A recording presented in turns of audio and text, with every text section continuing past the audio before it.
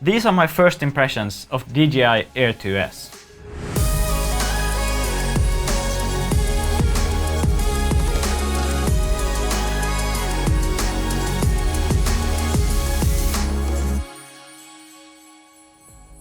So, as you can tell, this is a very small, very powerful drone considering its size. I normally shoot on a FreeFly Alta 6, which you can see back there, and I usually got a RED Komodo on it. So I'm no stranger to powerful drones, but I definitely am a stranger of powerful drones of this size. To start off, no, it definitely will not replace my Alta 6 and my Movie Pro and Komodo package. That is still the drone I will definitely go to every time I have a shoot that allows me to use it. The problem is that some shoots you can't actually use it because you're in a location that doesn't allow you to fly a drone of that size. So that's why I got this drone.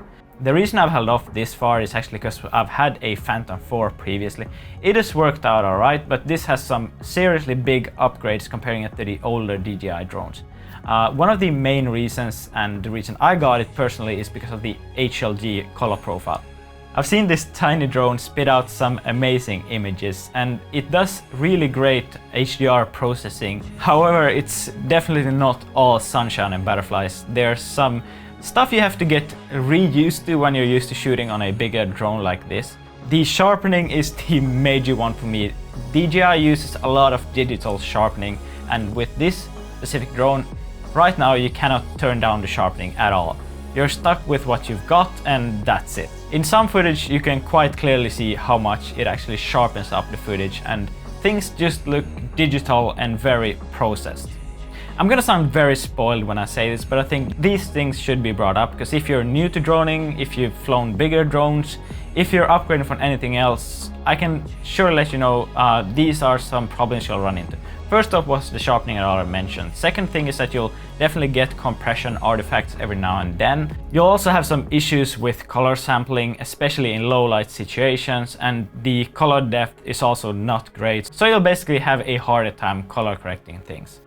The color sampling in low light situations can actually make it so that you get weird colors in low light situations. You might have a street running across your video, and because of the color sampling algorithms, it might pull color data from, let's say, a green tree next to the street. I'll put up an image of this as it's quite technical and hard to explain, but this essentially makes it a lot harder to color grade the footage. Another thing that makes it harder to color grade is the bit depth. You're working with 8 bits of colors, and especially for me coming from the RED, 8 bits of colors is very, well, it's enough in good daylight situations, but once you start pushing it even a little bit, it'll get difficult very fast. You've all seen compression artifacts. These are, I think, among the least noticeable things. They're usually around corners and around areas you don't pay attention to normally. They normally don't appear in places where you definitely don't want them, but they are definitely there in some areas, and yeah, just be aware of that, just like any other highly compressed video file. This might sound like I'm hating on the drone, but I definitely do not. This is the first shot I ever pulled off with it. I just unfolded the drone, updated the firmware, and then took it for a flight. I didn't change a single setting. I just pushed it into the air and started flying. It works really great, and for at least beginner drone flyers, this thing will look fantastic. I mean, it has great colors. They've really gotten better at that over these past few years. The Phantom 4 always had subpar color in my opinion, but with this they've definitely nailed the color algorithms, definitely in daylight situations at least. Low light is still so and so, but in daylight this thing looks absolutely fantastic. So yeah, it's also very easy to fly. You can just, I mean, it goes fast, it's small, you can bring it anywhere. There's a lot of good things going on with this. So the Fly More kit also has these ND filters we can just pop off like this. I mean, it doesn't get more easy to use than this. So it's a really great drone, especially for beginners and people who bring it with them everywhere to travel. So yeah, basically you can get some amazing looking footage out of this if you know what you're doing. Let's look at the different color profiles in the camera, because I think these can, well, they can be used in different scenarios for different purposes. First off, we have the standard color profile. This looks great. It looks good out of the box. It might be a bit hard to color match to other cameras, but I mean, it looks great.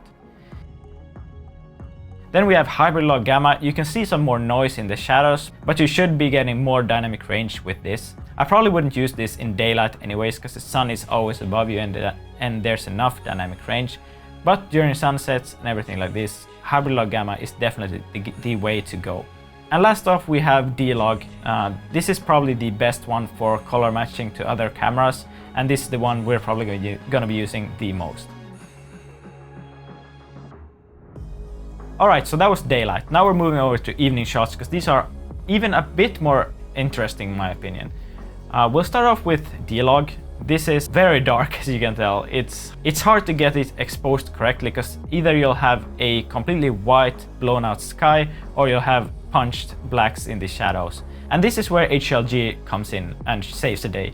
You get a lot more details in the shadows, and the sun still isn't overexposed. So this is the main reason I got it, because I've seen some people with some color editing, you can do actually amazing stuff with this. This is the reason I picked it up. You can use it in many more situations, and I mean, flat looking video footage during daylight with a drone, it's not great. But if you're putting a sunset in the image, it's gonna look great every single time. So I mean, being able to shoot better during sunset with a drone, that's for me very, very important. One thing I'm also sort of disliking about this drone is the fact that it definitely has a DJI gimbal.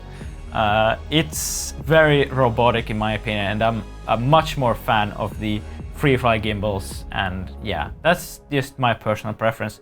You can like the look as much as you want, but for me personally, it just looks robotic and unnatural.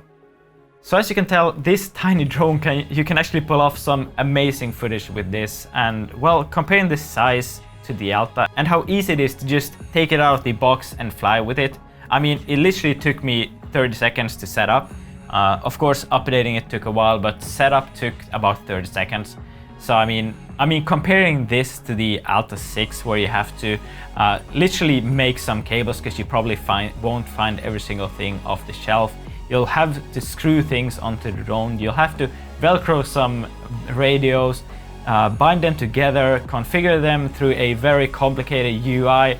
You'll have to fine-tune every single parameter. It probably takes you about a year until you've got it completely nailed down. You'll have to do that every single flight.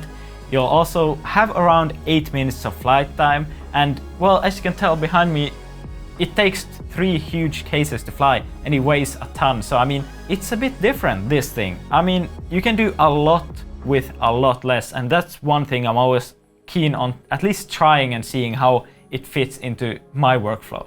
So will I ever fly the DJI Air2s? Definitely. Wherever it's illegal to fly my Alta 6, I'll probably bring this guy out. You'll have some troubles with sharpening, etc., but these are the things you'll have to deal with when you're talking about a $1,000 drone comparing it to a lot more expensive drone. So yeah, that's it for today. If you have any video ideas, thoughts, comments, feedback, comment down below, and yeah, I'll see you in the next one.